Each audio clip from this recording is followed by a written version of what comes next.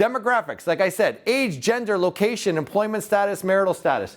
That's the one thing, okay? Now look, again, when you're doing these tribes, again, within this, you could say single between 45 and 65. You see how much there is here? Like there's a lot to it, okay? Single, 25 to 35, married, 25 to 30. The single 25 to 35 is way different, okay, than the married 25 to 35. That content is another story, okay? That's a whole other story, okay? And you got to go the psychographics way. Personality, values, attitudes, interests, lifestyle.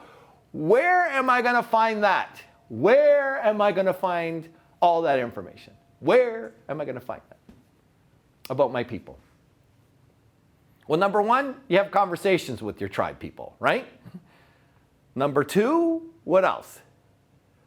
Where is all that?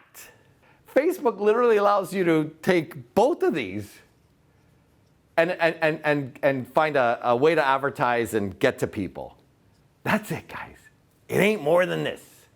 Nothing else. You know, I'll tell you something. If you were selling in the 80s, if you were selling real estate in the 80s, you only had to know one thing, and you only had to know one demographic.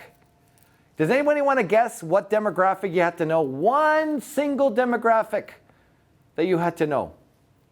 One group you had to cater to. One, and you would have made a fortune.